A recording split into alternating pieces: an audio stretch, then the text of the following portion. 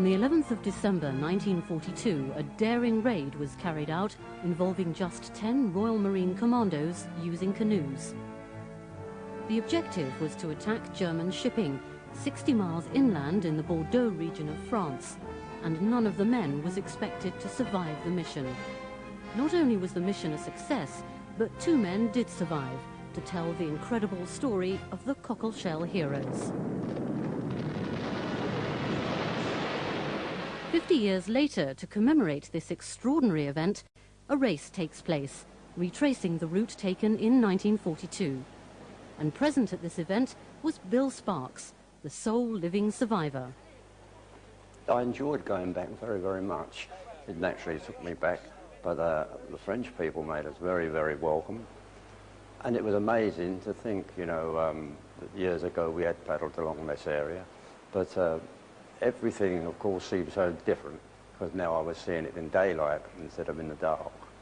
But I did enjoy it very, very much. When I saw them preparing their canoes, quite naturally, it took my mind back to when we were preparing ours.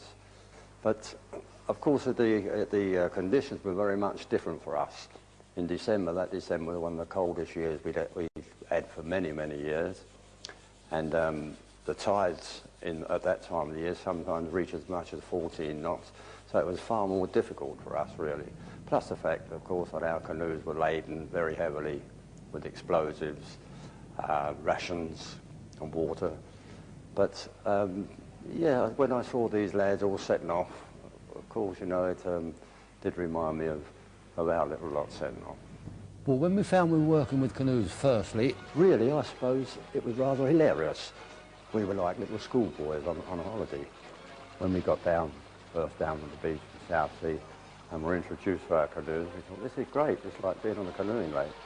And we had a wonderful time getting in the canoes and shipping over, because none of us were used to these small boats.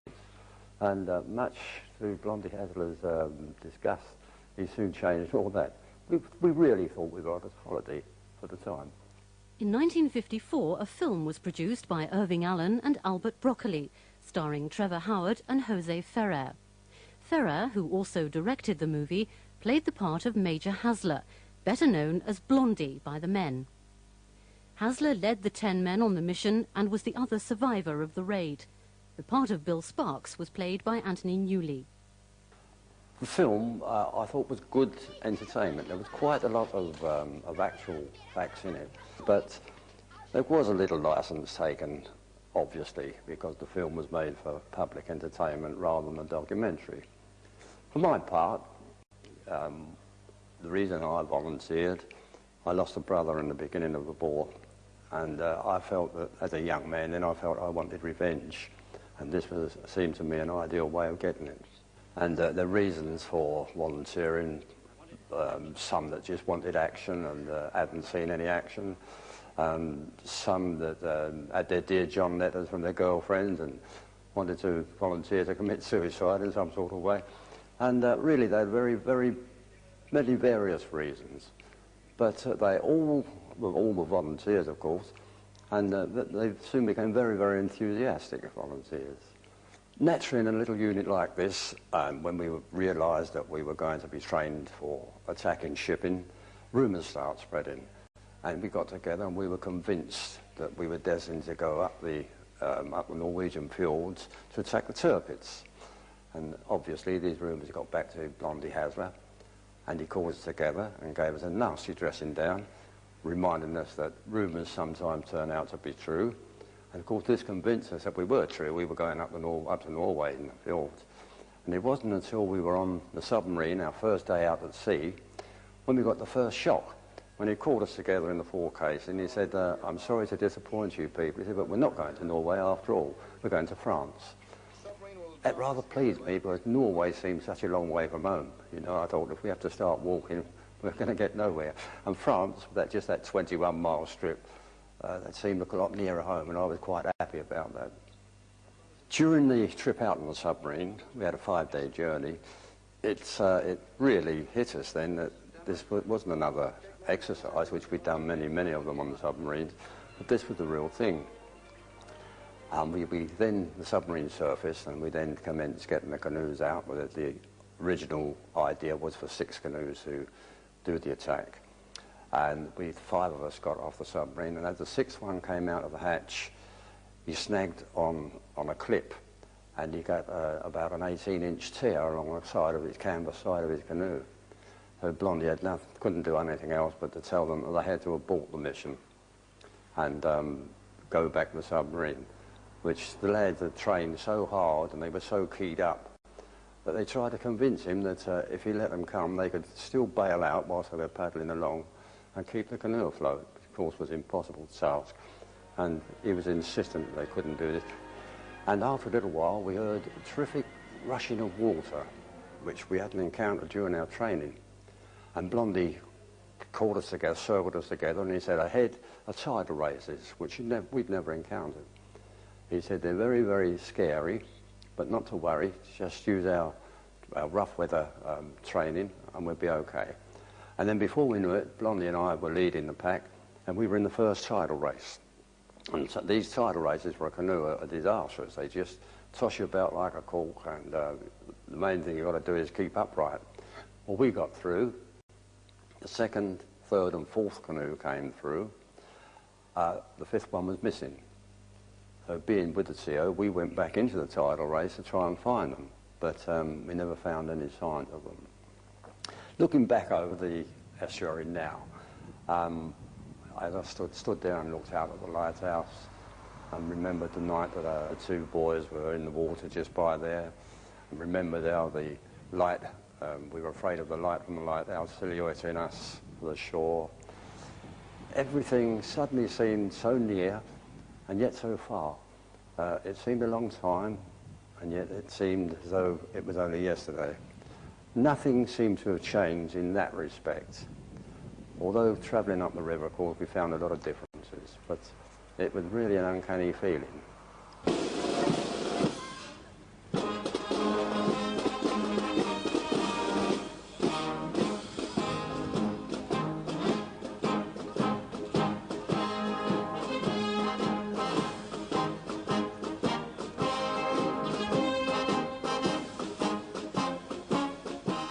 On the 25th of May 1992, the formalities get underway as the various teams make their final arrangements for the race ahead.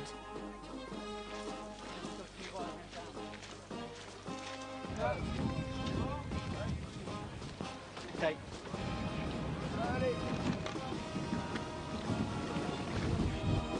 Our canoes, of course, were very, very heavily laden, naturally. We had to carry limpet mines. They weigh about 10 pounds or more each. We had 12 of those in our canoe. We had to carry rations. We were going to be there for 5 days at least, so we had compact ration or specially prescribed rations. We had to carry fresh water, naturally, because of dehydrating there. On top of that, we did have buoyancy bags because the canoes were so very, very low in the water that the least little ripple and it would have come in. So we did have buoyancy bags. We carried our arms. We had a silent Sten gun and took up rather a lot of space. And of course our own arms, Colt 45 pistol, fighting knives and grenades, etc. And on top of that, of course, being a very cold winter, we had to dress appropriately. Our canoe, of course, was the old workhorse canoe. It was designed especially for that, to take a big load, to be able to drag it across the mud, and it was really a sturdy old canoe. And of course, compared with these things today, when I saw these youngsters in their canoes, well, they pick them up with one hand and run along the beach with them. You know, ours was a 2-man job to pick them up empty. And of course, the ones today are fiberglass. But I don't think they would have been any good for our work. I think they wouldn't have carried the weight. Our canoes were specially designed for the work that they did. And the name cockleshell, I suppose, people wonder how that came about. Because they were called code name Cockle Mark I, Cockle Mark II, and some wit decided that cockle, he would put the shell on the end and call them cockleshells. And therefore we became known as the cockleshell heroes. But I don't see any resemblance, really. Once the race was underway, competitors soon found themselves facing some of the rough water conditions met by the commandos in 1942.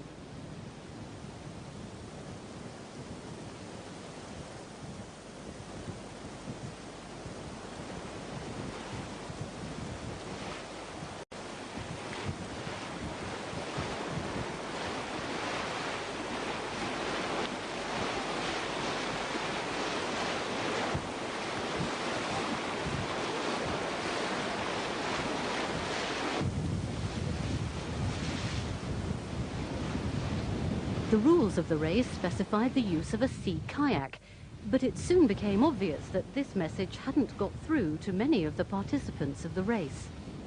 Since a great number arrived with racing kayaks, it was decided at the last moment to abandon the rule and allow all comers into the race, a fact which did not please the Marines. I don't know how I'm supposed to compete against whitewall racers in that type of boat, because they're in a totally different class of boat. It's a joke. I'm not. Some competitors simply didn't make it and were quickly rescued. When we left the submarine, if anything went wrong, there was no one there to pick us up and save us. And imagine our chagrin when we hit the first tidal race, lost our first canoe. The second tidal race, we lost our second canoe. When we got into the mouth of the Gironde, our third canoe, and within an hour or so, we'd lost three-fifths of our fighting force. And I suppose if the conditions hadn't been as they were, if there was any comeback, if there was any return, it may possibly have been aborted. But being out there amongst the enemy, no chance of being rescued, the only thing was to carry on, although with Blondie Hazler, I think if there had only been him and I left, we'd have still carried on and done the job. By the second day, the Marines had acquired a new respect for the men they'd heard so much about. When you're paddling down the river, you see how wide it was, and it wasn't very wide at all. And the fact they were just paddling down there as bold as brass, you know, the purely reason they got away with it was because the Germans weren't expecting it at all. I admire them very much. I mean, the paddle they've done there, the kit they had, the boats they had, was taken a hell of a lot of effort. You consider the boats that we've had here, these fiberglass, lightweight racing sort of things. The kit we've got is more up to date, sprayed X-buoyancy, etc. And the temperature of the water and the weather we've had here, this is in May, and when they actually carried out the raid, it was late in December. You see the landmarks you go past. It's hard to describe really, but you do feel something as you paddle down it. It sinks in after a while that you're actually paddling a stretch of water that they paddled 50 years ago. And the guys that paddled it, only 2 of them turned from it.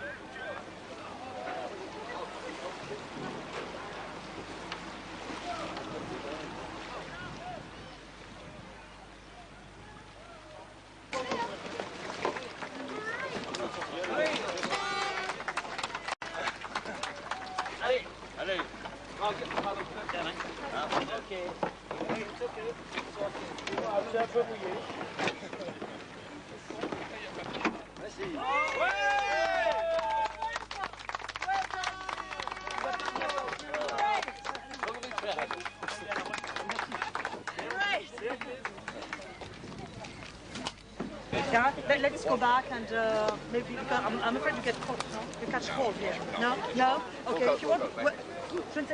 Qu'est-ce que vous en pensez là? Est-ce qu'on peut peut-être le reconduire au hangar? Parce que... Ah, don't do that! I don't want you to catch cold!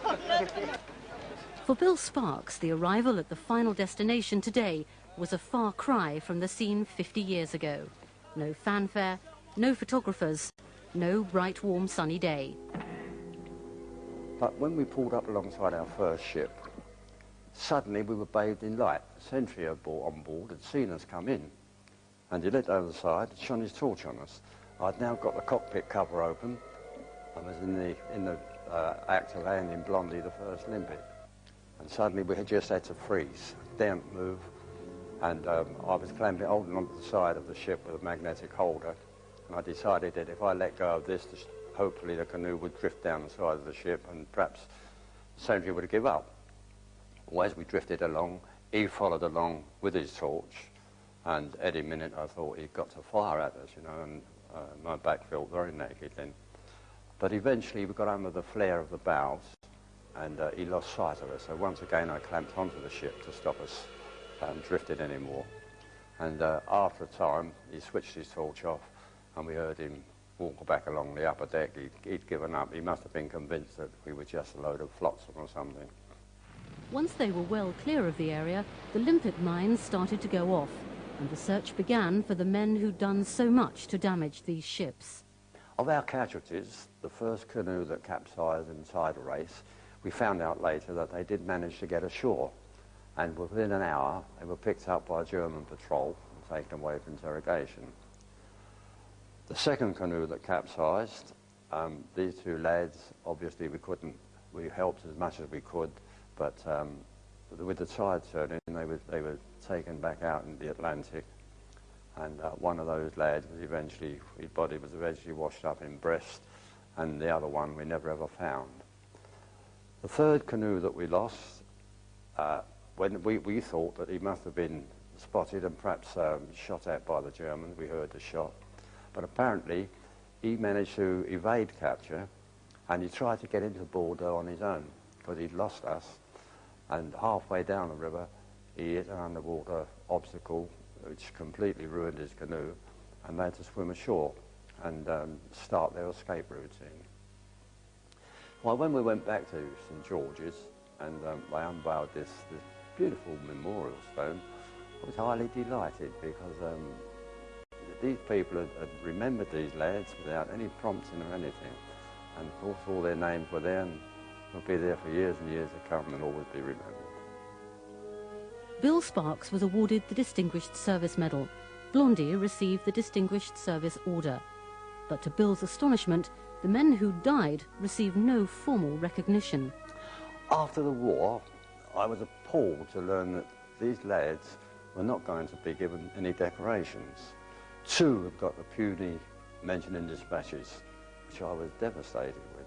And I decided from that day that there and then I was going to start doing something about it. I was going to move heaven and earth to see that some recognition was made for them. The rules state that mentioned dispatches are the only posthumous award apart from Victoria Cross. So I said, well, what about the Victoria Cross? And one chap said to me, you know what you're asking for? I said, yes, these boys gave their lives. What more can they give? But that didn't cut no ice. And after 38 years, with the aid of my then MP, we did manage to get a beautiful memorial laid for them at Poole, which I'm very, very pleased about. A reception thrown by the Courvoisier Company was a welcome highlight of Bill Sparks' commemorative visit. But he remembered all too well the reaction from the French as he first began to make his way out of France in December 1942. During our escape, we did manage to scrounge some civilian clothes, got out of uniform, and then after a few days, of course, we ran short of food. We couldn't find any to steal or any stuff in the field, and we were forced to knock on the French doors and ask some of them to help us with food. And much to my surprise, many times the doors were slammed in our faces, and we couldn't understand this. I thought the French were on our side. And it wasn't until we met Mary Lindell that I mentioned this to her. And she said, well, I can't understand it either. She said, because the area you come from are certainly pro-British. She said to me, do you speak French? I said, no. And she said to Blondie, do you speak French? She said, yes. She said, well, speak to me in French. And he spoke to her in French. Oh, my God, she said, no wonder. Now, Blondie had a very Oxford accent. And his teacher had tried so hard to get rid of this Oxford accent that unwittingly he'd given him a German one. And of course the Germans used to do this, go around and pose to be British flyers. And if the French helped them, then that was their lot. Mary Lindell had lived in France for some years and had managed to organise a considerable escape network. Her work behind the scenes was to prove invaluable in getting Blondie and Sparks out of occupied France and into Spain. It took 6 months, and the problems didn't end there. The ironical part about our escape, I suppose, is rather humorous in a way. having travelled through France, got the Germans, the gendarmes, we got across the Pyrenees, and then we had to dodge the Spanish for fear of internment. It took me almost 6 months to get this far, and eventually I got to Gibraltar, and I thought, safe at last. Stepped across the border and was immediately arrested by the British. I was in civilians, of course. Taken round and interrogated by my officer, and still under arrest. Taken round to the depot ship in Gibraltar, then eventually put on a troop ship where I was isolated from the rest of the troops. Eventually we arrived at Liverpool, where everybody left the ship but me. I was interrogated again by another officer, then eventually handed over to the military police, who escorted me to the train, and I was to report the next morning to the Euston Hotel for further interrogation. And I saw the red caps walking up and down the platform, looking for me. And well, I've escaped the Germans, I can surely escape the English.